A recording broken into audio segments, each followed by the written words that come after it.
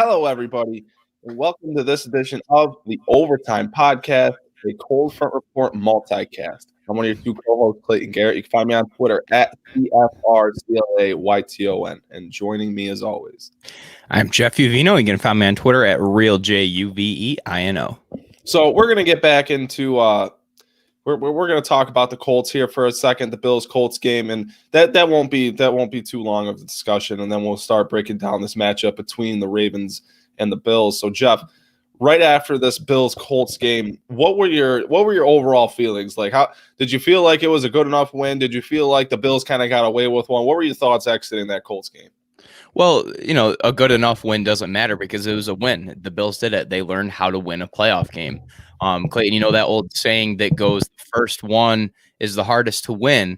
I think that can be applied to what we saw in the Bills versus the Colts. They made plays when they needed to. They could have been better, but they beat a good team. And I think that if Bills fans aren't satisfied with the outcome of this game, with the fact that Buffalo moved on, maybe take a step back and be appreciative that the Bills now know that they can win playoff games and that they have that off their back and can move forward from it. Yeah, and I think that's really the biggest thing you have to take away from this game is you just look for the utmost appreciation that Sean McDermott and this entire football team had for what that win on Saturday really meant. I mean, when they won the division, it was pretty obvious to them that they had a lot bigger stakes set ahead, and they had things that they wanted to accomplish this year. They seem very motivated. Not to say that they don't seem motivated after winning a playoff game. That's not what I'm trying to say. But what I am saying is that this win obviously meant a lot to them. It meant a lot to this organization. It meant a lot to this coaching staff. It meant a lot to this quarterback, just through and through. It's really important to get that playoff win monkey off your back. I mean, a lot of us saw it this weekend with their opposition. Lamar Jackson and the Ravens. Lamar Jackson getting his first career playoff win. A very similar thing to be said because Sean McDermott's made it twice, and they got bounced both times in the first round. I mean, you can have what you want to say about that 2017 Jacksonville run. You can have what you want to say about last year and how they blew it in Houston. And I think Sean McDermott, whether they won or lost, I would have thought he was a good head coach because that's what he is. But the Bills got it done. They took care of business. They beat the Indianapolis Colts. The Colts gave him one hell of an effort, though. That was probably one of the best Phillip Rivers performances in January that I've ever seen in my life. And he looked like he was rolling on all cylinders. And there were a few moments of lack of execution that they could have had back, and the game would have gone differently, obviously, but that just wasn't the case. But nonetheless, it was still one hell of an effort from the Colts in all three phases. Yeah, I mean, as far as defensively, let's talk about a few huge plays that the Bills defense made, because you're right. Rivers played well in this. He had over 300 yards. His QBR was nearly 92. Both Jonathan Taylor and Nyheim Hines were over 75 rushing yards in this game, and the Colts ran it for 5.4 yards per rush. We've talked about in the past that 5 yards per rush is a big indicator of how well you're going to do in the game. And the Colts outgained the Bills by 75 yards in general. They had 472 total yards. But a large reason why the Bills won this game, especially from a defensive standpoint, was by making opportunistic plays. And you're right, they had a couple really close plays go their way. That includes the missed field goal. But a few plays that the Bills defense made, two being the back-to-back stops in the red zone late in the second quarter. On third down, the Colts, they try to run outside with Taylor, and the Bills didn't let them get the edge. They had a lot of penetration on that play. There was a lot of guys in the backfield. I believe that it was Trey White who set the edge on that play, but they stayed disciplined. They didn't fall for the bait. They protected up the middle and made the play. And then you turn around on fourth down, Rivers went into a deep drop back, and the Bills just didn't give him anywhere to throw the ball. It was as simple as that. Pittman almost made a great play and caught the ball, but the window for that catch to be made was so small. And also, I think it was the correct decision by Frank Reich to go for that there. A lot of people disagreeing with that, saying that he should have elected to kick the field goal. But you're a road underdog in a playoff game. You have a ton of momentum at that point. You got to try to get 6 there. And let's not fall for the fallacy of the predetermined outcome that says, if they would have kicked the field goal in that situation, the game would have ended tied because they ended up losing by 3. That's not how it works. And then another big sequence by the Bills defense was the last drive of the game. If you remember on the third down right before the game ended, White knocks the ball away from Hilton. This is with, I believe, 55 seconds left on the clock. Rivers tries to go to T.Y. Hilton. Trey White knocks the ball away. And then on 4th down, Jordan Poyer makes what should have been the play of the game by deliberately waiting for the receiver to get up. You can argue with me all you want. Poyer sat there. He was there. He could have touched him down, but he waited for him to get up, and he stripped the ball out. It should have been a fumble. Most of us can agree on that. But that would have been the play of the game if it had counted. It went for naught. And then, of course, the game comes down to a Hail Mary. Of course it does. But Micah Hyde made a play on the ball. And, as good as Josh Allen was statistically in this game, it was the opportunistic nature of this Bills defense, even when they didn't force turnovers, that helped them win this game. And, you brought up that fumble there at the end of the game. Let's go back to Frank Reich, because that's a conversation a lot of people are having. I tend to agree with the take the points on the road point that a lot of people do make, but let's not act like that was a broken play. Let's not act like that wasn't almost executed. Let's not act like that was a touchdown pass that should have been a layup for an NFL quarterback. That was an easy touchdown pass relatively. And Phillip Rivers got antsy in the pocket, got happy feet, and he overthrew a pass that barely went beyond Michael Pittman's extended hands. And Michael Pittman needs to make that catch too. But all the way around, there needs to be better execution, and that's a touchdown instead of the Bills getting the ball at their 4-yard or at their 6-yard line and going down the field for a 94-yard drive to score. I thought that was the correct call. And you think about it, this was a game where you were never going to win with field goals. You were going to win with touchdowns. I thought the area where Frank Reich may have screwed himself a little more was wasting timeouts in the second half, because you really saw that there at the end of the game where, like you mentioned, right before that 3rd down when Micah Hyde batted the ball away, you're in a position there where you're in no man's land. You're too far away to kick the field goal. You're not punting in that situation, and you don't have any timeouts, so you can't move the ball in the middle of the field, and the Bills are just going to protect the sticks, and they're going to protect the boundary. So you were really in no man's land, and you couldn't advance the football. And that's why you lost the game, because you couldn't advance the football in the 4th quarter with the last couple seconds on the clock, because you didn't have timeouts, because you wasted one at the start of the half, because you were running the play clock down to 0.05 seconds every single play, and because of a really shitty challenge that he had as well. So I thought that's the area where Frank Reich lost this game, not necessarily the aggressive decision-making. He's an aggressive football coach, and I tend to agree with those decisions, but at the same time, you like you said, Jeremy, excuse me, Jesus, like you said, Jeff, you can't play the game of the fallacy of the unknown outcome or what have you, and that's exactly what a lot of people are doing with this. But I thought Frank Reich, they played a hell of a game. That was a really good game plan for the Colts. But like you said, and like your point was alluding to, this defense, they're known for making the play when they need to make the play. They let up a lot in this game. Those 2 4th quarter drives, they were scary. And I feel like really what I'm seeing this Bills defense as after this game was, they played 3 solid quarters of football. They kept that Colts rushing attack at bay for 3 quarters.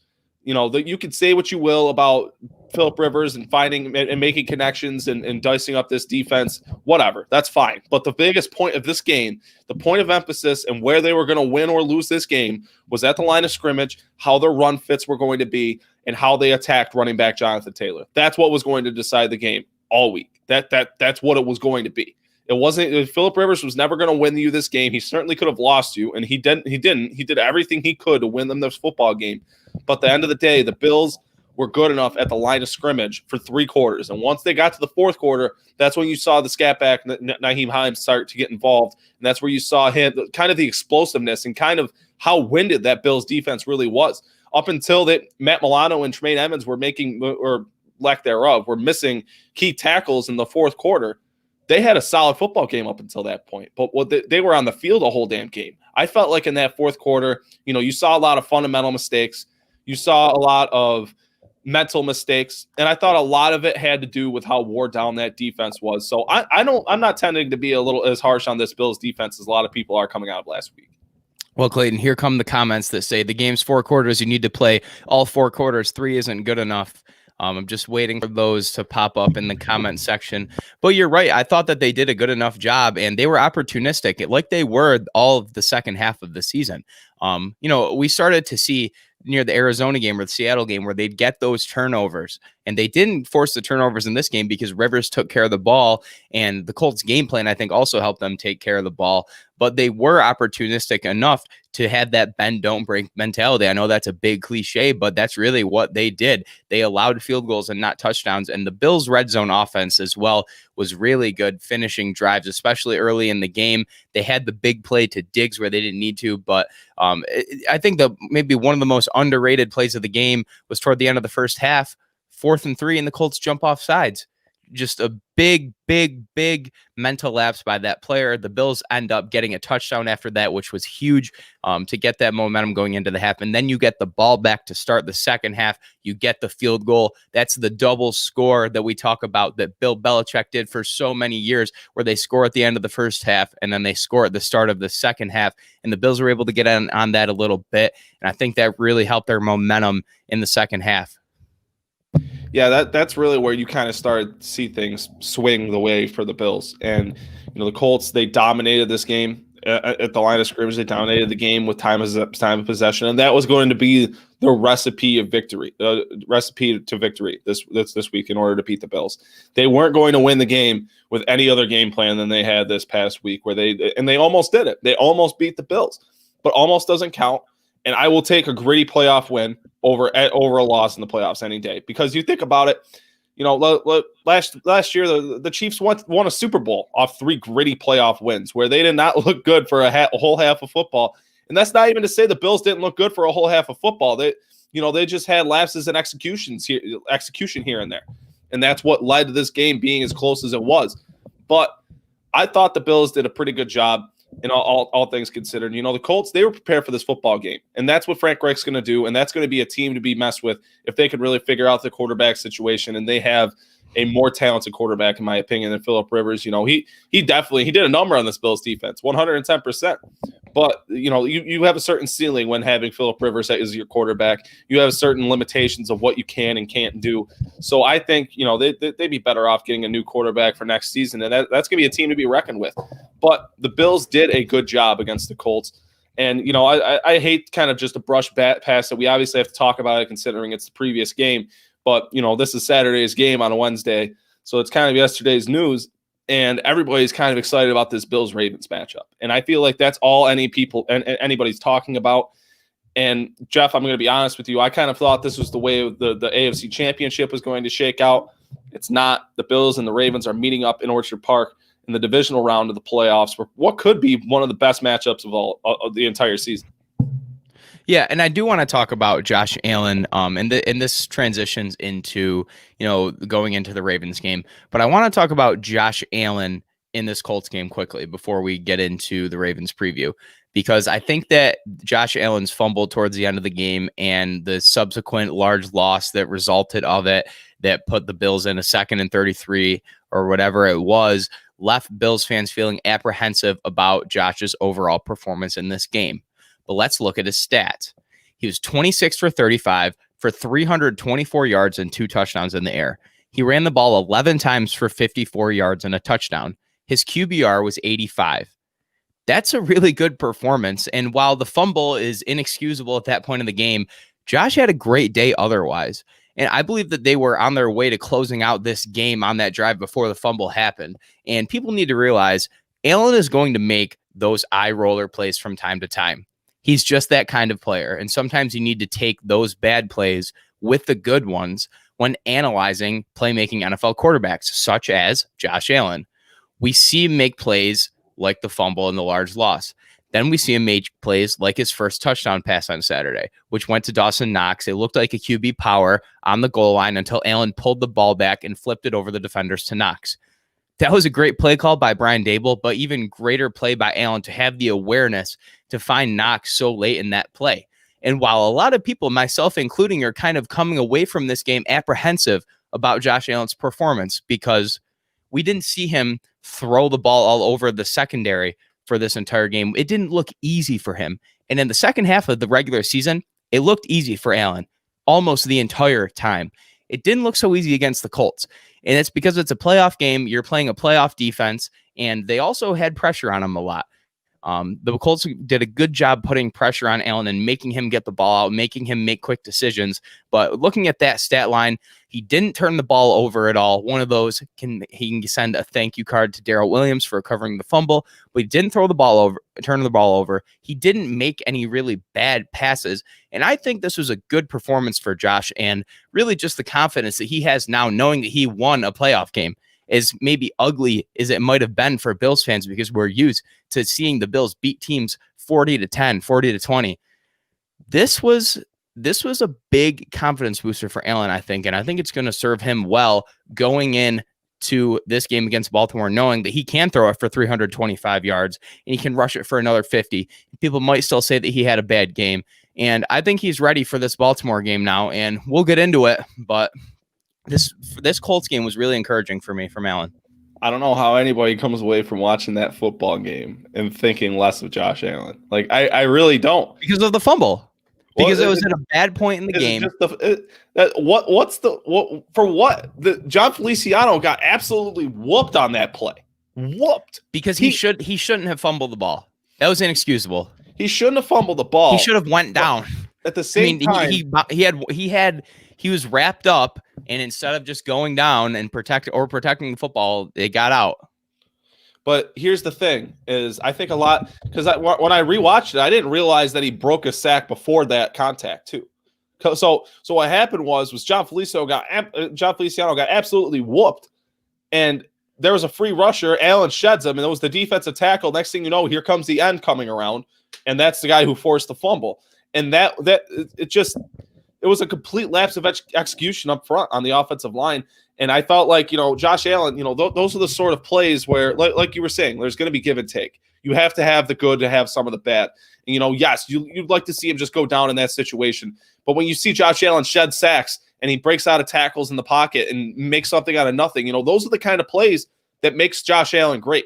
So by no means, you're towing a very fine line where it's just like, do you want him to stop doing that? But do you not want him to stop doing that? Because when he makes plays like that, those are the kind of plays that, you can't say anything about. You just sit back and awe. Like that's just one hell of a football player whenever he makes a play like that. So there is give and take, and you're absolutely right. I don't think there's any other way to put it other than that. But coming out of this game, Josh Allen did everything he needed to do to win this football game. But, we can't avoid some of I thought there was some really good situational play calling from Brian Daboll. I thought there was good play calling and there was bad play calling this week on the offensive side of the ball. And, I can't go through this offensive discussion without discussing it because, hindsight, if the Bills end up beating the Ravens, am I going to look back and say, oh, you wasted X possessions against the Colts? It's a big deal. No, but it can be going forward. You can't waste possessions like that against a team like the Ravens, but they weren't playing the Ravens. So it's kind of a difficult discussion for me, but at the same time, I felt like Brian Daboll's performance in this game was kind of lackluster. I felt like some of the play calls were poorly timed. Some of the play calls were just kind of weird, but I tend to try and give him some benefit of the doubt, seeing what he's done with this offense and how much it's evolved this season. But at the same time, I expected the Colts to score 24 points in this game. I did not expect the Bills to shoot 3 drives to the moon, 1 with a fumble and 2 with very bad play calls. We're calling a quarterback draw 2nd and 13 at your own, or 2nd and 8 at your own 13-yard line, and then running the ball 3 times in a row at one of the better run defenses, because that's the strength of that Colts run defense. But coming out of this game, those players and those coaches were talking about how that defense played them very differently. They were talking about how that defense, that was probably the best defense they played all year. So it was kind of interesting to me seeing how this game evolved in terms of the play calling, because sometimes I thought it was pretty good and other times I thought it was pretty bad as well. Yeah, I thought Daboll was too conservative in his play calling in this game, especially in the first half. Why try as much as he did to establish the run game when you have one of the best passing offenses in the NFL? Let me ask you this. Have the Bills won all year because of their run game? No. So why are you trying to win in the playoffs by running the ball?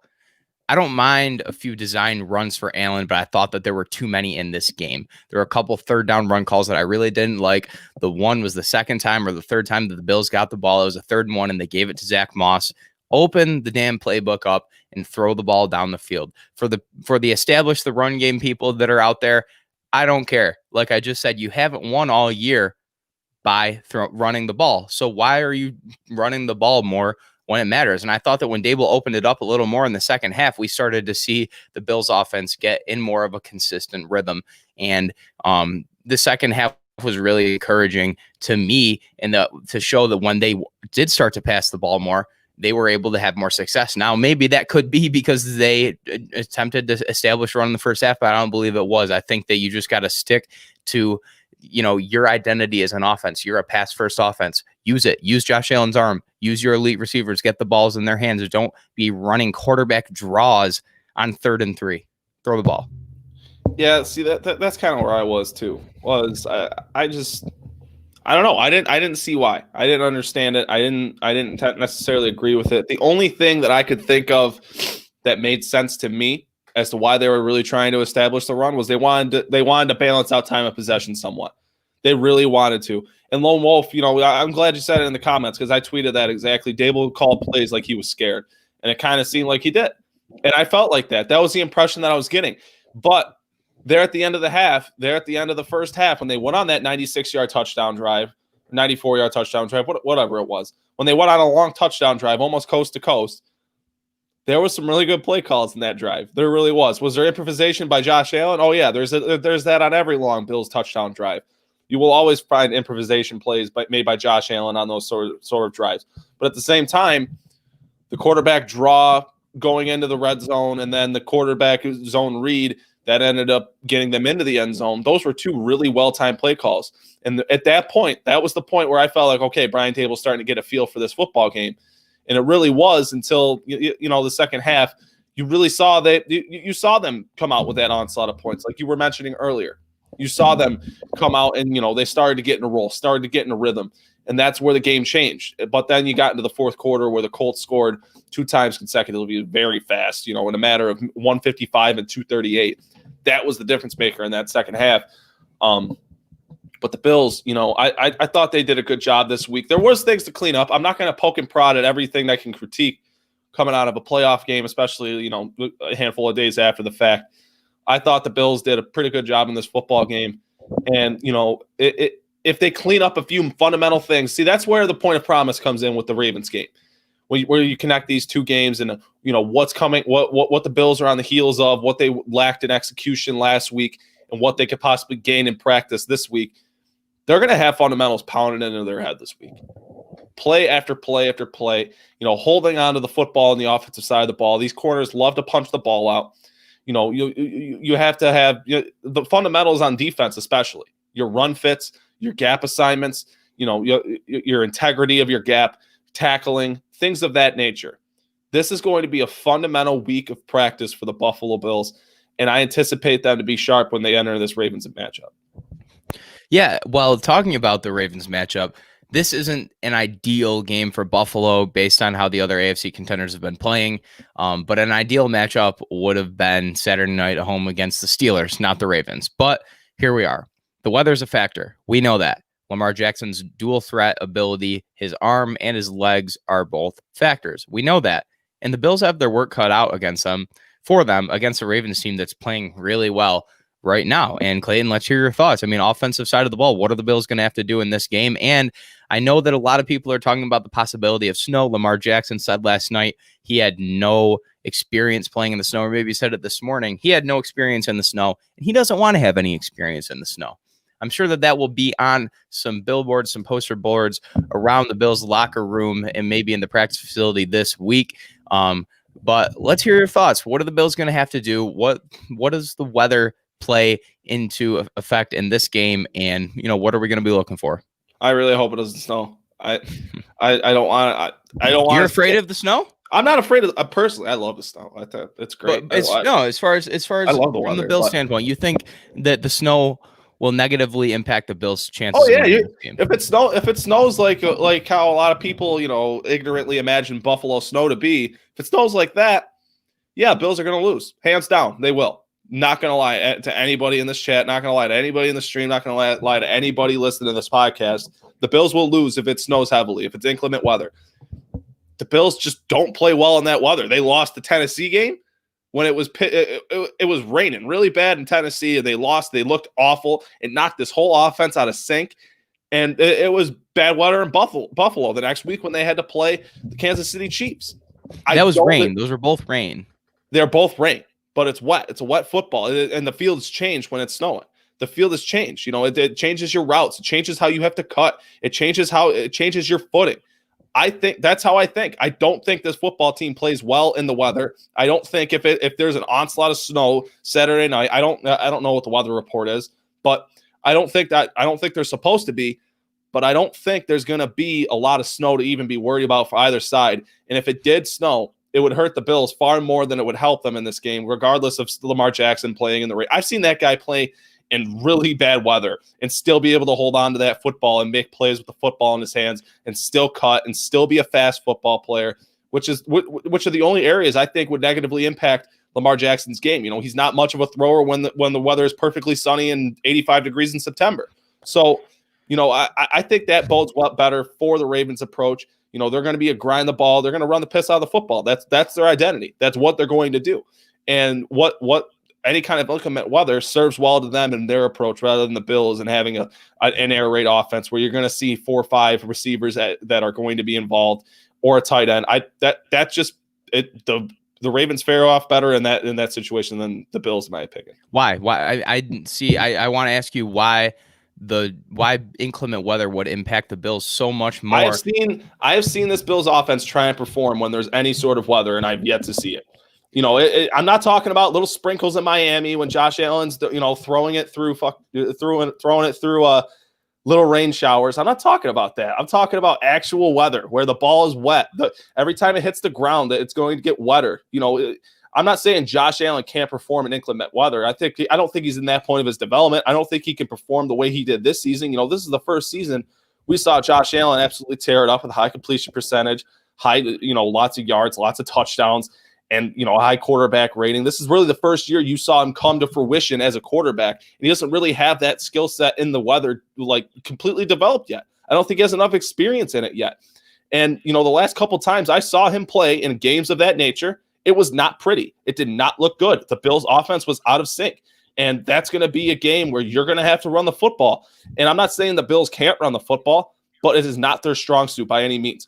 When, like you just said at the end of your points of talking about the Colts game, you don't know why they spent so long trying to establish the ground attack. You don't know why they spent so long trying to just run the piss out of the ball to try and get some sort of even balance in that game. Whereas if it's raining out, that's what you're going to have to do, but you can't because, that's just not the efficient part of your offense. That's not what you want to do as an offense. That's not what stirs your drink. So no, I'm not going to say snow will positively impact the Bills because it won't. I haven't yet to see any weather positively impact the Bills in I don't know. It's been a really long time since I've seen that home field advantage of Buffalo weather really help the Bills, other than when you have rookie quarterbacks like Tua Tagovailoa coming to Buffalo in January or Phillip Rivers coming in January. If anything that helps the Bills, it's the cold more than anything. But is it not going to hurt Lamar Jackson just as much? Is Lamar Jackson going to be able to run just as fast as he normally could in the snow while the Bills defense is going to be tripping over their own feet? Is that what's going to happen? This is a Bills defense that is built on speed. And is Lamar Jackson going to have an advantage over everybody else in that somehow the snow or the wetness magically doesn't impact him and impacts everybody else? He's not going to be able to be out in space making quick moves, making quick cuts, and using his speed as much as he normally would. I really don't think that bad weather will negatively impact the Bills as much as people think. Now, the biggest part of the game, which it will, is it's going to limit their ability to throw the football. That's if, there ends up being snow showers on Saturday night. However, I don't think that it hurts the Bills that much because the Ravens are going to have to deal with the same thing. Jackson can't get out into space and do that. I'm not sold he's going to be able to throw the ball either. I think that it's going to slow him way down. It's going to slow their entire rushing attack way down. And it's going to allow the Bills to control Jackson and the Ravens running back much better than they would be able to if there was no inclement weather. I don't think it gives the Bills. I don't think it puts the Bills as much of a disadvantage as people are thinking. I just don't think it bodes well for him. I think is Lamar Jackson not impacted by the weather just as much as Josh Allen, though? He is, but he's not. What he does and what his game is based on is not dependent on his arm, and that's where it's going to impact. It's dependent on quick cuts, speed, getting into space. He's already faster than everybody on that field. He already is. He's going to run around people, regardless of snow or rain. I've seen it. You've seen him do it before. He hasn't played in the snow before. He hasn't. That'd be a new experience for him. I'm not saying it wouldn't impact him, but I think the necessary adjustments we made by the Ravens, and they do what they need to do because they're a run-first football team. They're not predicated on spreading the ball out and making the ball move through the air and basing it around a quarterback, slinging it all over the yard. That's not what their offense is. And that tends to, and when you're a run-first football team, the weather doesn't necessarily impact you that much. That's why people like having run-first football teams in the playoffs, like the Titans or like the Ravens or like the Browns too. So, that's really where I think on it. The likelihood of there being significant snow showers, I mean, there's probably going to be some white around the field when Lamar Jackson and the Bills, or when the Bills and Lamar Jackson take the field. I don't think it's going to have an impact on the game at the end of the day. I don't think there's going to be snow on the ground. I don't think it's going to be. I think this is going to be a non-discussion after this game because there's not going to be much snow. I mean, you never know. You could always get a snowstorm and that wasn't predicted or unprecedented. It wouldn't be the first time, but for the Bills' offense. The thing that I don't know, I really wanted to talk about the Bills' offense first because what are you thinking of how this offense matches up with this Ravens defense, which is talented? They have two solid corners. They have a really dynamic front with three big bodies in Calais Campbell, Brandon Williams, Derek Wolfe, and then Yannick Ngakoue, and their linebackers, Patrick Queen and Marlon Humphrey and Marcus Peters. Like they really have some dudes on the defensive side of the ball. So what are your thoughts when approaching that Ravens defense? Josh Allen threw the ball 35 times against the Colts, while Phillip Rivers threw it 46 times in that game. And even if the weather's bad, I want to see Josh over 40 pass attempts this week. There's no reason why he shouldn't be hitting that number every single game with how good the Bills' pass offense has been. And Baltimore held Derrick Henry to 40 yards on 18 carries last week. Don't overthink it if you're the Bills. Throw the ball to your elite receivers and hang 30 points on the Ravens. That's all I have to say. Throw the ball. Don't overthink it. Even if the weather's bad, I think that you're going to be able to, use the short passing game to your advantage. They bring in a new ball every damn play that's dry. I think that you just need to get Josh over 40 pass attempts and you'll be in a good spot as far as the rhythm of your offense. And I think there's some narratives being struck about this matchup, about how the Bills offense matches up with the Ravens. And I think people are kind of overlooking the fact that the Bills play a very similar defense twice a year. They do.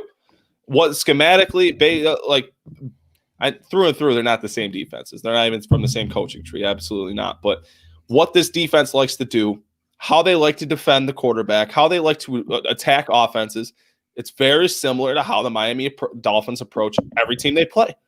Very similar. You're talking about both teams. Those two teams right there have the two best collection of cornerbacks in the NFL. You talk about the Dolphins with Byron Jones and Xavier Howard. You're talking about the Ravens with Marlon Humphrey and Marcus Peters. Both teams have very solid corners, and they like to man up and they like to blitz. That is not going to be what you're going to do against the Bills. It's not. That's not what you really want. That's not what you're going to want to do. That you don't bode well playing man against Stephon Diggs or John Brown or Cole Beasley, and you don't bode well blitzing against Josh Allen this year. He's been blitzed more than any quarterback in the NFL. He is prepared. We've seen him. We've seen how he we've seen how he plays against the blitz. We've seen it all season. Teams have blitzed Josh Allen week in and week out, and they think, this is the answer, is sending the blitzer. He's done a very good job of attacking blitzing defenses and recognizing where the pressure's coming and knowing how to call it up front and buy the time that he needs to hit his receivers.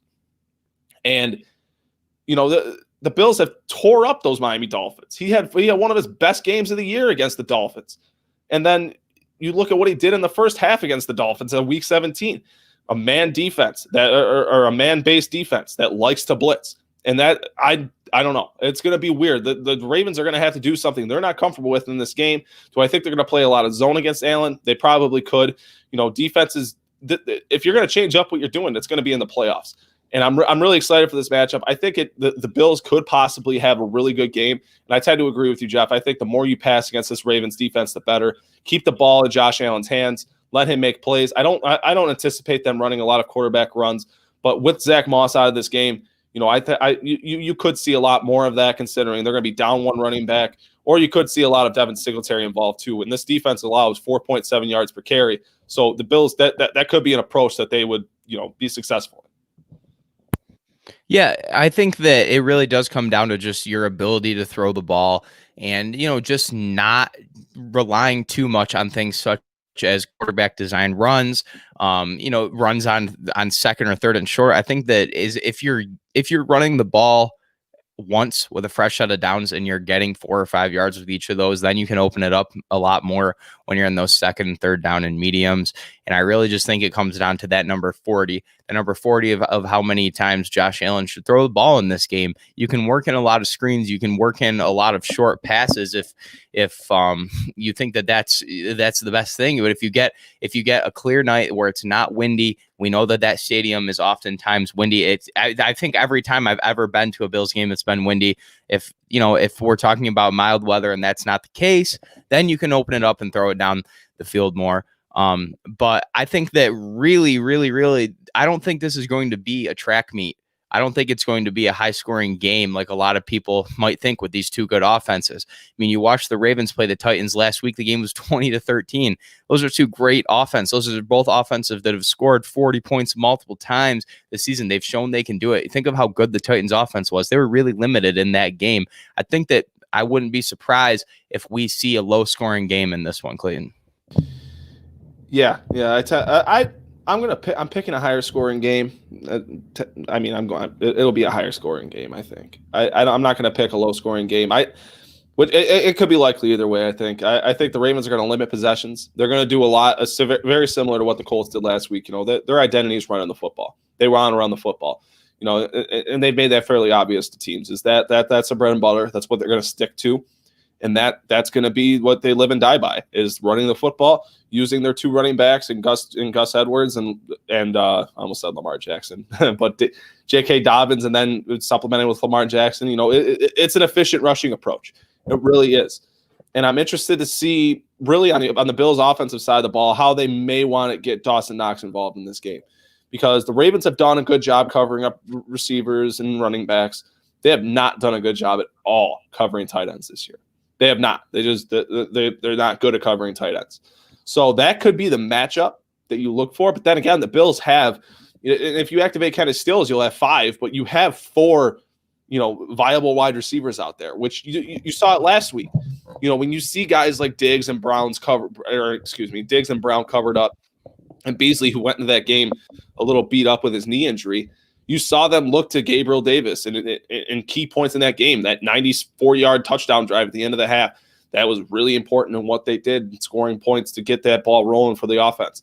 And Gabe Davis was a key part of that drive, catching, I believe it was two big passes. I think it was either 2 or 3 passes that, ended up leading to them to score. And that's really what it's going to be. And Gabe Davis is going to get the mismatch. Cole Beasley, you're going to look for – Sean McDermott already said he's going to be ready to go for this game. But John Brown, he didn't look like the same player last week. His routes looked sloppy, and every time the 2 times he was targeted, the ball went zipping right through his hands. I don't know what it was about John Brown last week, but it was very discouraging. And, he's going to have to play sharper this week when he's going to have a tougher matchup, I think, in either Marlon Humphrey or Marcus Peters.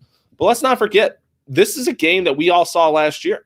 This is a game we saw played last year when the Ravens came to town, and that was really the game everybody came out of saying, "Wow," because that was towards the end of the season, and we had seen Josh Allen, a culmination of things to that point, and that was a game where Josh Allen was looking for his wide receiver on a slant route into the end zone to win the game or tie the game or whatever it was, and the ball goes right through his hands because he's getting manned up by Marcus Peters, and everybody came out of that game saying, "Man, Josh Allen needs that number 1 wide receiver."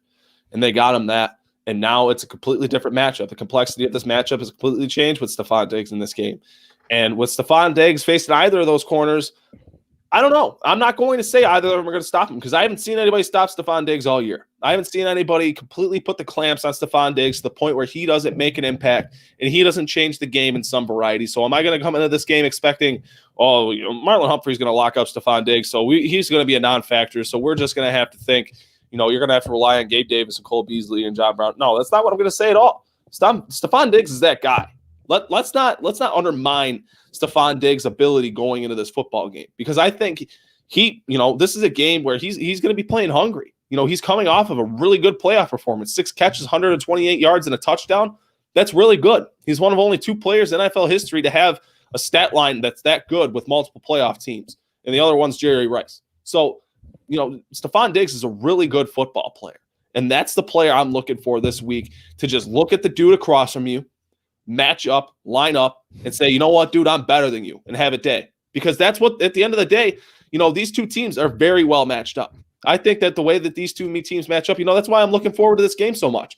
I think this is going to be an excellent football game. And I think at the end of the day, what it's going to come down to is you're lining up from the dude across from you, you look at him, and you win your matchup. That's what it's going to come down to at the end of the day. We can analyze it. We can get into each individual matchup. But at the end of the day, these two teams are very evenly matched, and it's going to come down to beating the guy across from you. Yeah, when the Bills played the Ravens last year, it was a very different game. They had a very different feeling. I think that the script was almost flipped on the Buffalo Bills. Last year, we know their defense was one of the best in the league, and we were going into every game saying, the defense can get it done. Can the offense do enough to go with them? Whereas this year, it's flipped. We know the Bills' offense can get the job done against anybody. It's can the defense do enough to limit the opponent? So let's talk about that defense. Let's talk about how the Bills' defense matches up with the Ravens. Last week against the Titans, Lamar Jackson, 17 for 29, 179 yards passing. He ran the ball for 16 times, 136 yards and a touchdown. He threw 0 touchdowns and threw 1 interception. Now, it's easy to say, limit Lamar on the ground, but how do you do that? That's the challenge. I think we could see the Buffalo safeties, Micah Hyde and Jordan Poyer, come into play when doing so. Like I said earlier in the show, the Bills' defense is built on speed, which I think plays to their advantage when facing mobile quarterbacks. I also don't think that the weather helps Lamar as much as people think it does, which I've already said. Sure, it'll slow down the Bills' defense, and Lamar Jackson can use his speed to his advantage. He does against everybody. However, I think that the Bills' defense can use a spy, or they can use contain and really just use defense in numbers, gang tackling to just give his camera a second. He'll catch up. Sorry about that. But maybe send 2 men. My internet cut out there a bit, but maybe, don't allow yourself to get into odd man matchups where you're losing because the Ravens are running RPOs or they're running read options. Don't allow yourself to be outnumbered in those matchups because you have the speed to contain them. And so, Clayton, I want to hear your thoughts on what you think the Bills should do to limit Lamar on the ground and through the air, because that's really the daunting task that the Bills are facing here. It's going to come down to Tremaine Edmonds. That's what it's going to come down to. It's going to come down to Tremaine Edmonds and the Bills' interior defensive line and Matt Milano, making proper reads, making run fits. And damn it, get AJ Klein involved. I can't believe I'm saying that. I can't believe that, it's come to that. But only 4 snaps for a guy who completely flipped your defense on its head, completely had a part in changing the identity of that defense, being aggressive, and that's what that defense won. That's kind of brand of football that they were playing the second half of the season and why they were winning football games the way they were. So I think you need to get AJ Klein involved. He's a veteran linebacker, and he's going to be responsible in his run fits. That's his strength as a football player. I think you're going to see a lot of 3 linebacker looks this week. And I think you need to see a more complete performance from both Tremaine Edmonds and Matt Milano. Like I said at the onset when we were talking about the Colts, they played a solid football game. They played a solid 3 quarters. And then once you got to the 4th quarter and they were wore down, and they started making mental mistakes, and they started making fundamental mistakes, missing tackles and missing reads and missing gaps and playing undisciplined. And that's what it's going to come down to. This is a game where you're going to have to meet in the hole.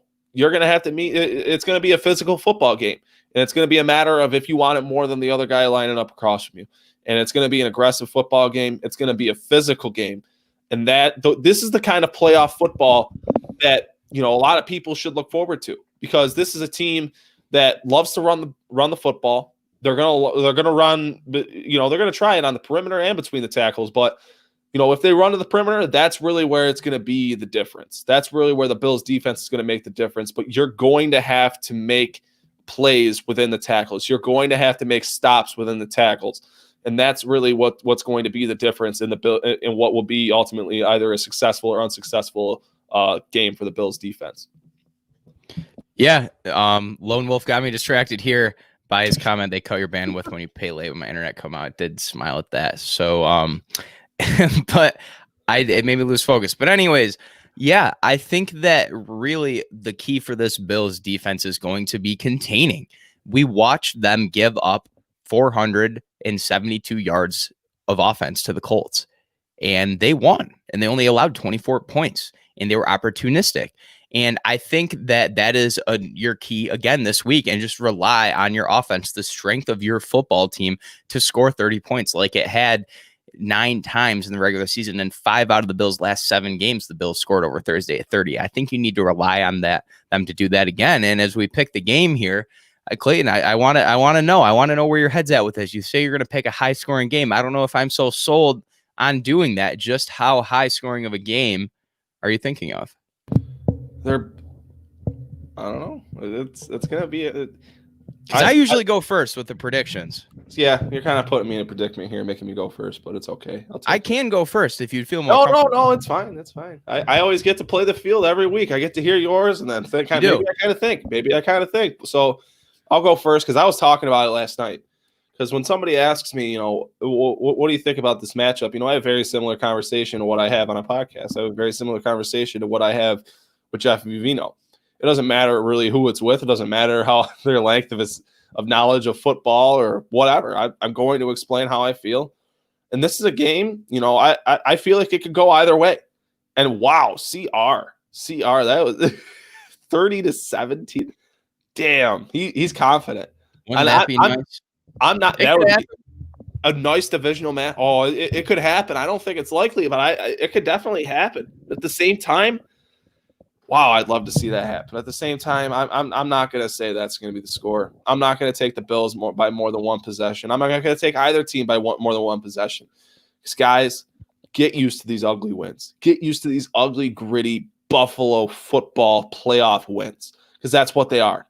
The Bills are going to go in. It's going to be a really good football game. If you are a fan of football to any extent, not just the Buffalo Bills, not just your favorite college team, if you are a fan of football, you're going to love this football game. And I can't wait to watch it. Saturday night cannot come soon enough. And I'm going to take the Bills. I have to. I've been taking the Bills this long. I'm not going to just, die on a hill saying the Ravens are going to come in and whoop them. There's a part of fanfare in there. So I'm going to take the Bills 37-34. I have to. I think the way these two teams match up, it's going to be some incredible football.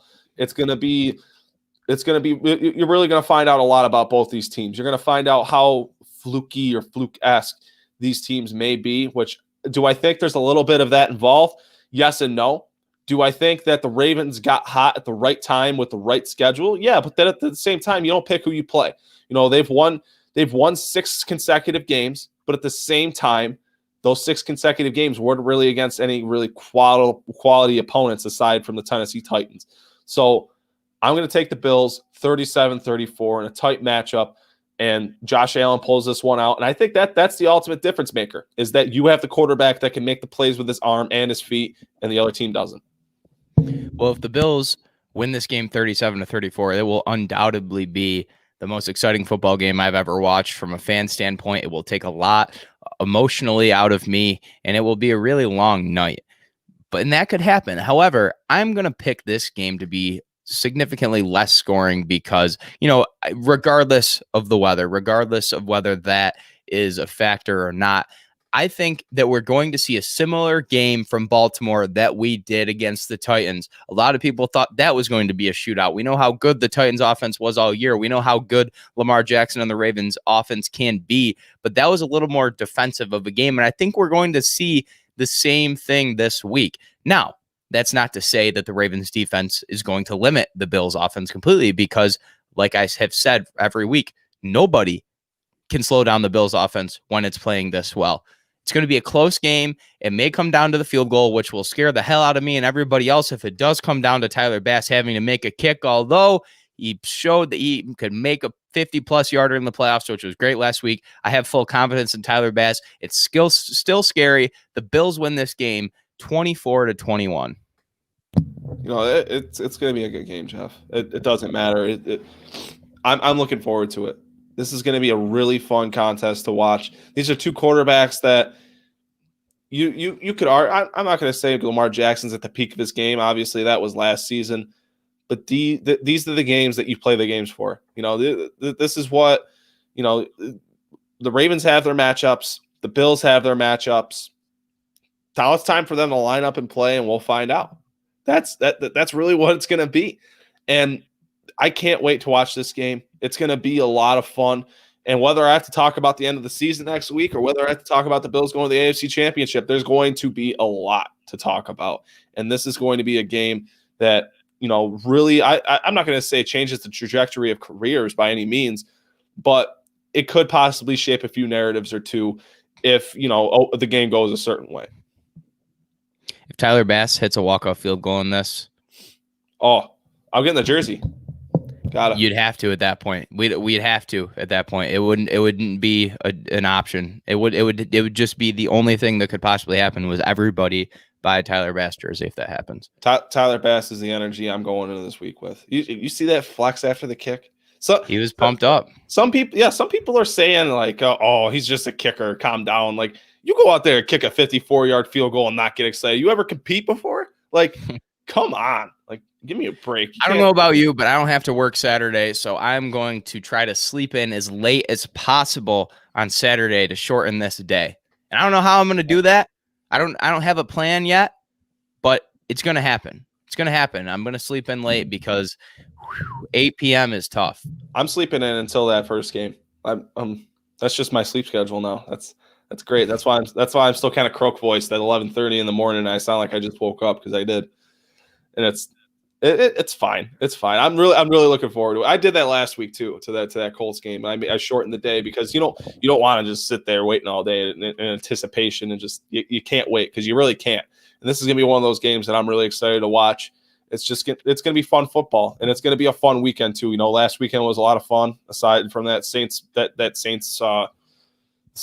Bears game, which I can't even remember who they played because it was just an awful football game, and I wanted to remember everything I saw or forget everything I saw.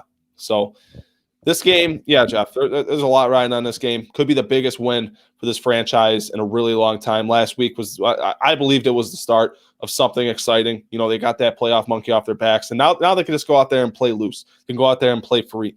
Am I saying you saw kind of a tense team? No, but they looked a little more tense than they did during their 6-game win streak previous.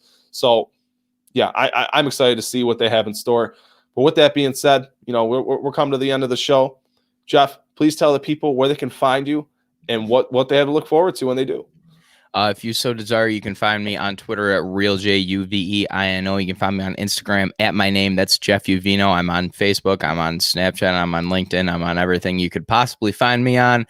And looking forward to interacting with you guys as always. Thank you, everybody, for watching the show. We appreciate that you guys take time out of your days to listen to us talk about the Bills. Sometimes I wonder why people want to hear me talk about the Bills, but I'm very appreciative and thankful for all of you. Yeah, it's insane. It's crazy. It doesn't matter what time we do the Overtime podcast. It doesn't matter where we do the Overtime podcast. You people find it. You people watch it every single week. Jeff and I can never express how appreciative we are that you guys care to tune in, you guys care to watch, you care to comment, you sit here and talk with us for however long we're on. You talk to us in the comments throughout the whole show, whether you're joking about or weather report or what have you. It's always fun. That's a great aspect of this.